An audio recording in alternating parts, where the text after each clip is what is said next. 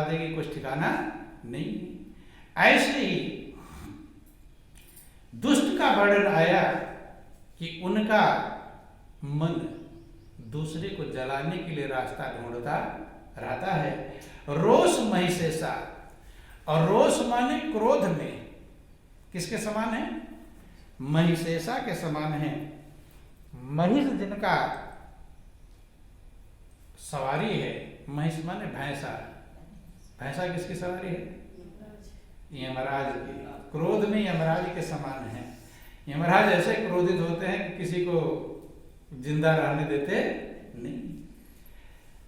अघ अवगुण धन धनी धनेशा, अघ और अवगुण के धनी होते हैं, धन में धनी होते हैं, दुष्ट भी धनी होते हैं।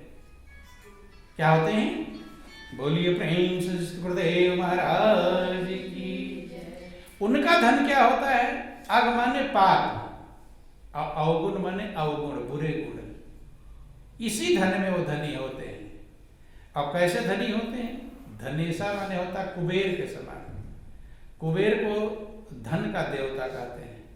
क्या कहते हैं? धन का देवता। तो उनका धन क्या है? दुष्टों का धन है पाप और अवगुण, बुरे गुण। उदय केत समहित सब ही के, और कुंभकर्ण सम सोवत नीके। उनका जो उदय है केतु के समान है। केतु माने पुच्छल तारा। से पुच्छल तारा कभी आप देखते हैं जिसको आप लोग रात में लाइट सा दिखाई पड़ता है आकाश में, तो क्या कहते हैं उसे? कि कोई मर कर जा रहा है, किसी के प्राण, अलग अलग किंवदंतियां हैं। लेकिन उसे वैज्ञानिक भाषा में पुच्छल तारा कहते हैं, धूमकेतु कहते हैं। क्या कहते हैं? धूमकेतु या पुच्छल तारा। तो वो नुकसान करने वाला होता है। क्या होता है? नुकसान करने वाला होता है।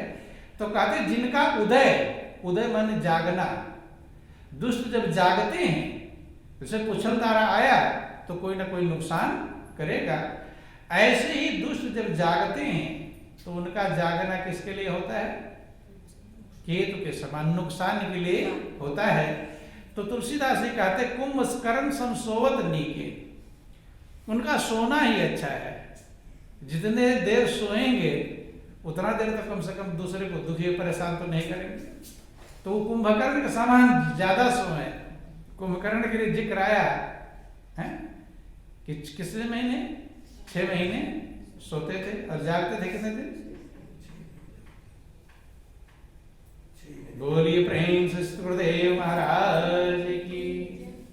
ज्यादा सोने वाले कहते हैं कि वो कुंभकर्ण के समान ही सोते रहे तो ज्यादा अच्छा है। जगेंगे तो पुच्छल तारा बन जाएंगे, अर्थात किसी न किसी का कुछ नुकसान करेंगे। आगे वर्णन आया,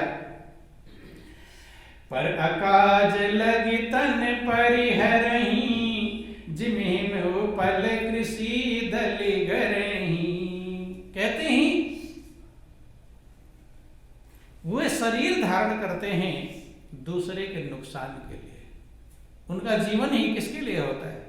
वो विचार भी तरंगे चलते हैं, किसका मैं क्या नुकसान करूं, किसको परेशान कैसे करूं। बात सुन में तन परिहरही, जिमिम उपल कृषि दलि गरही। जैसे ओला होता है, ओला जब फसल पर गिर जाते हैं ओले, तो खुद तो नष्ट हो जाते हैं लेकिन फसल को भी नष्ट कर देते हैं।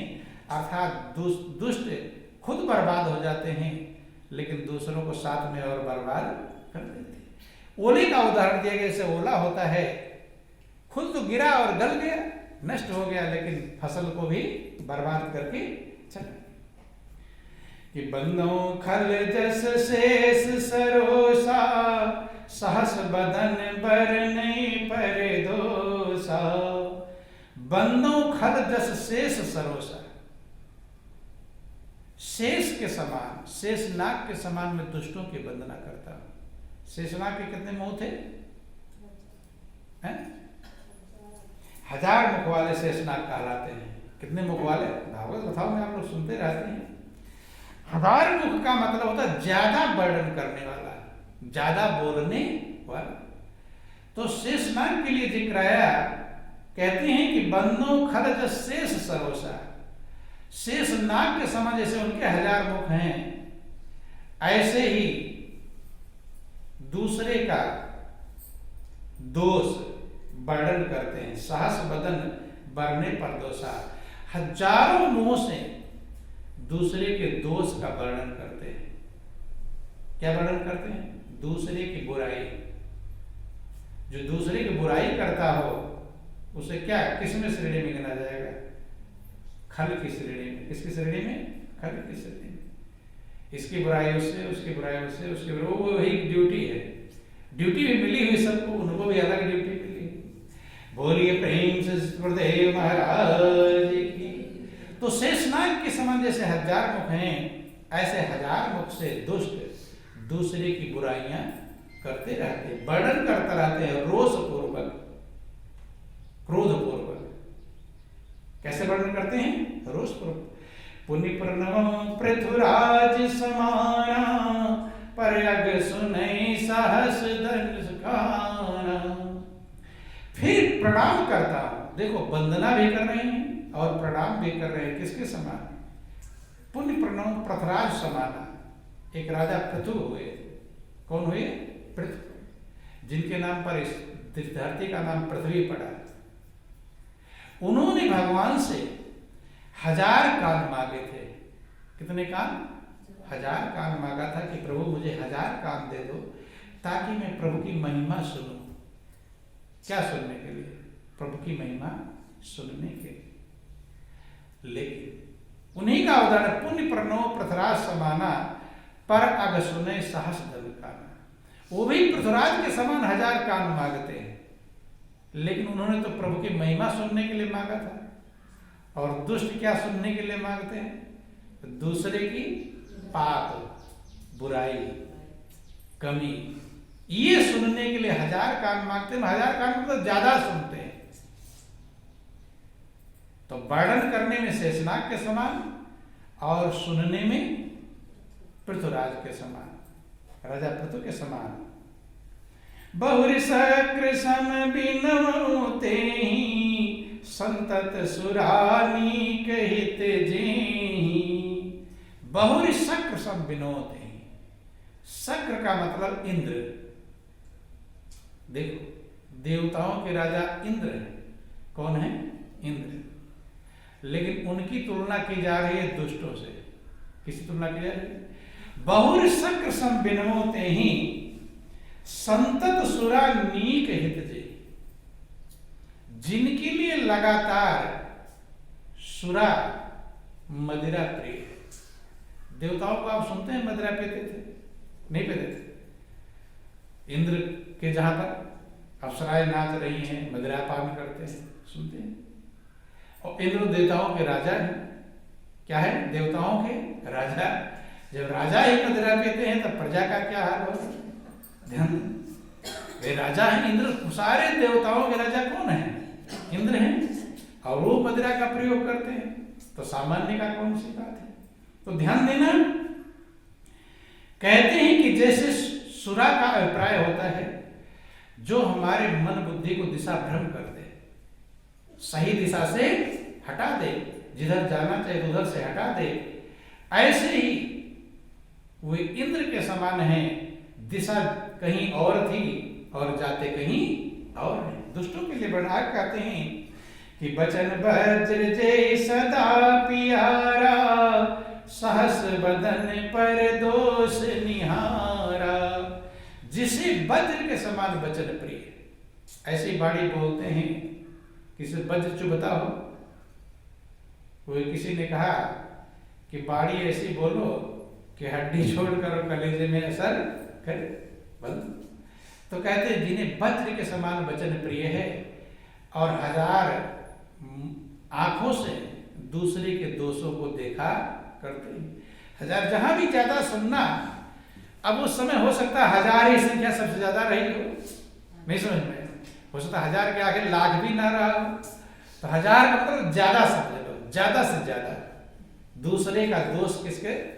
हजारों आंखों से देखते हैं, मतलब ज्यादा देखते हैं। उदासीन अरनीत हित सुनत चरण खल रीत, जानि पानि जुग जोरि जन, बिनती करे सप्री।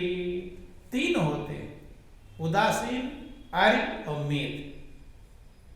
आर्य माने शत्रु, और मीत माने मित्र, और उदासीन माने जो न शत्रु है न मित्र है। तो दुष्ट इन तीनों से ही जलते हैं, नहीं समझ में? जो शत्रु है उससे तो जलेंगे ही जलेंगे, जो मित्र है उससे भी जलेंगे, और जो उदासीन है न शत्रु है न मित्र है। कि उदासीन अरमीत हित, सुनत जरहि खल रीत। ये खल की रीत है, दुष्टों की रीत है, उनकी बातें सुनते ही जलने लगते हैं। सबकी बातें, सभी आ गए उसी में, शत्रु हैं, मित्र हैं या उदासीन हैं। जानि पानि जुग जोग जग, विनती करे सप्रीत। कहते हैं कि इसलिए मैं ऐसा जान करके, किसी न किसी में तो हम होंगे, या तो उनके शत्रु होंगे या उनके मित्र होंगे या उदासीन होंगे। तो ऐसा तुलसीदास जी कहते हैं, जानि पानि जुग जोर जग, विनती करे। ऐसा जान करके, दोनों हाथ जोड़ करके मैं उनसे विनती करता हूं। किनसे? दुष्टों से। इसलिए ताकि वे नुकसान ज्यादा करेंगे। बंधु ध्यान देना कि मैं अपनी दिस कीन निहोरा, तिन निज ओर न लाऊब भोरा। कहते मैं अपनी तरफ से निहोरा कर रहा। निहोरा माने प्रार्थना, विनती। निहोरा कहते नहीं हम तुम्हारे निहोरे कर रहे हैं। तो क्या अपनी तरफ से तो मैं विनती कर रहा हूं, प्रार्थना कर रहा हूं, लेकिन वे अपनी तरफ से कसर रखने वाले नहीं। मैं अपनी दिसकीन निहोरा, और तिन निज ओर न लाऊब भोरा। कि वायस पलियहि अति अनुरागा, होए निरामिष कबहु की कागा। कहते कौवे को बहुत प्रेम से पालो। कैसे पालो? खूब प्रेम से पालो। लेकिन क्या कौवा कभी निरामिष हो जाएगा? हैं? शाकाहारी बन जाएगा? वो मांसाहारी। कितना प्रेम से पालेंगे। तो ऐसे कहते मैंने दुष्टों की कितने भी वंदना कर रहा हूं, लेकिन वो अपने काम में कसर छोड़ने वाले नहीं। अपना काम करेंगे ही, अपनी ड्यूटी निभाएंगे। अब दोनों की एक साथ वंदना कर। देखो महापुरुषों की कितनी बड़ी महिमा और कीमत होती है। पहले संतों की वंदना किया, फिर दुष्टों की वंदना किया, अब दोनों को एक साथ वंदना करते हैं। कि बंदो संत असज्जन चरना, दुख प्रद उभय बीच कछु बरेना। बिछुरत एक प्राण हरि लेहि, मिलत एक दुख दारुण देहि। बंदो संत असज्जन चरना, दुख प्रद उभय बीच कछु बरना। कहते हैं कि मैं संत और असंत दोनों की वंदना करता हूं। दोनों दुख प्रद हैं। क्या देने वाले हैं? दुख प्रदान करने वाले हैं। संत भी दुख प्रदान करने वाले हैं, और दुष्ट भी दुख प्रदान करने वाले हैं। उभय बीच कछु बरना, लेकिन दोनों में थोड़ा सा अंतर है। दोनों ही दुख देते हैं। कौन? संत भी दुख देते हैं और दुष्ट भी दुख देते हैं। अंतर क्या है? कि बिछुरत एक प्राण हर लेहि, और मिलत एक दुख दारुण देहि। एक मिलते ही दारुण दुख देते हैं। तो कौन मिलते दुख देते हैं? संत की असंत? असंत जब मिलेंगे तो आपको क्या देंगे? दुख। कोई बाणी बोलेंगे, कोई ऐसा कुछ करेंगे। तो एक मिलने पर दारुण दुख देते हैं, और बिछरत एक प्राण हर लेहि। वो तो दारुण दुख ही देते हैं, वो कब दुख देते हैं। और संत बिछरत एक प्राण हर लेहि, और वो बिछड़ते ही प्राण ही हर लेते हैं, प्राण ही निकाल लेते हैं। तो दोनों में कौन ज्यादा दुख दे रहे हैं? बोलिए प्रेम से सुखदेव महाराज की। ध्यान देना कि बिछुरत एक प्राण हरि लेहि, मिलत एक दुख दारुण देहि। एक तो मिल मिलने पर दारुण दुख देते, दारुण में बहुत बड़ा दुख देते, बड़ा से बड़ा देते हैं, दुख ही तो देते हैं। और दूसरे बिछड़त एक प्राण हर ले ही, जब बिछड़ते हैं तो प्राण ही हर लेते, दुख ही नहीं प्राण ही पूरा निकाल। तो ज्यादा दुख किसने दिया? संत ने दिया कि असंत ने? असंत तो दारुण दुख दे रहे हैं, और संत बिछड़ने पर प्राण ही। महापुरुष का ध्यान देना कि संत के मिलने पर जिसका हृदय हर्षित ना हो, कि आवत ही हर्षत नहीं और जात दे नहीं रोए, कहीं कबीरता भक्त की मुक्ति कैसे होए। आते ही जो हृदय में हर्षित ना हो जाए, मगन ना हो जाए, खुश ना हो जाए, और जावत दिया न रोए, जाते समय जो रो ना दे, तो कहते कहीं कबीरता भक्त की मुक्ति कैसे हो। अभी उधर राजस्थान में गए थे तो वहाँ एक प्रेमी में फौज में, तो उनके पिता भी हवलदार इत्यादि फौज में थे। तो दीपो राधा स्वामी कैसे से हैं, उनका बेटा तो यहाँ से ज्ञान दीक्षा ले रखा है, लेकिन राधा स्वामी से। तो जब आने लगे, जब गाड़ी में बैठे तो एकदम वो स्नान नहाने जा रहे थे, तो वैसे ही तौलिया लपेट के ही आ गए बाहर। वो एकदम ऐसे लगा कि जैसे अभी एकदम रोने। कौन? शिष्य किसके हैं? राधा स्वामी के। राधा स्वामी मत में ज्ञान उपदेश प्राप्त किए हुए हैं, लेकिन आंखों में ऐसे भर गया, बाद में रोने ही लगे थे। बाद में कहने लगे कि मैं बोल ही, कुछ आवाज ही नहीं निकले मुख से। तो महापुरुष कहते हैं कि देखो महापुरुषों की बाणी कैसी है कि दोनों दुख देते हैं, लेकिन दोनों का दुख अलग अलग है। एक का दुख सुख देने वाला है और दूसरे का दुख दुख देने वाला है। यहां तक उन्होंने वर्णन कर दिया कि संत ज्यादा दुख दे रहे, बिछड़त एक प्राण हर लेही और मिलत एक दुख दारुण दे। कि उपजही एक संग जग माही, जलज जोंक जिम गुण बिल गाही। दोनों एक साथ संसार में उत्पन्न होते हैं। संत भी इस दुनिया में पैदा होते हैं, असंत भी इस दुनिया में पैदा होते हैं। कैसे? जैसे जल में जलज और जोंक, जलज माने कमल और जोंक माने जोंक। जोंक समझते हैं? कहीं कहीं आप लोग गोंज कहते हैं शायद, क्या कहते हैं? जो भैंस वैंस को लग जाती है, पानी में जाती है, सही नाम उसका जोंक है। कहीं कहीं गोंज कहते हैं, कहीं जोंक, जो भी कहते हो।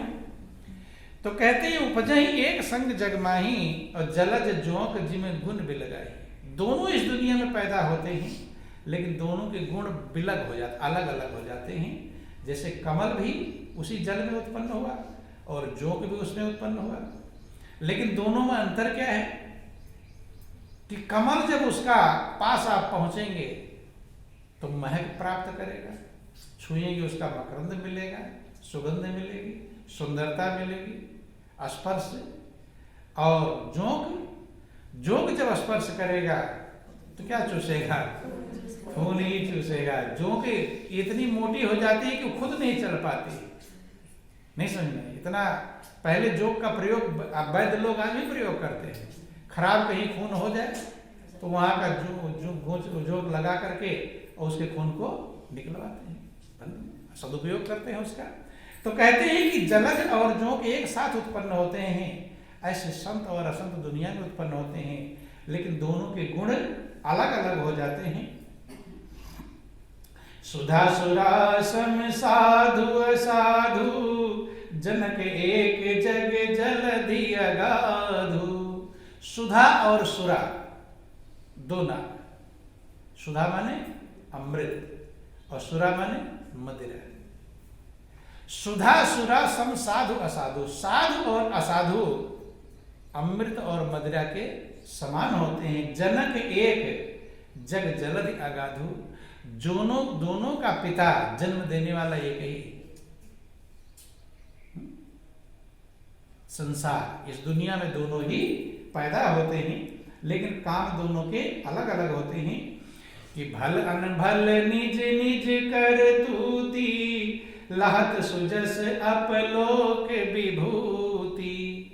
भल और अनभल अपनी अपनी करतूत से प्राप्त होता है। करतूत माने कर्म से।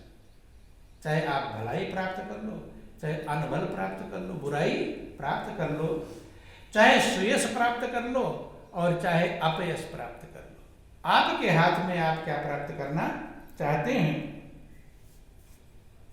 सुधा सुधा कर सुर सरि साधु, जलज अनल कलिमल सरि व्याधु। तमाम सारा वर्णन किया उन्होंने बंधु, ध्यान देना। सुधा सुधा कर सुरसर साधु और गरल अनल कलिमल सरि व्याधु। सुधा माने अमृत, सुधाकर माने चंद्रमा।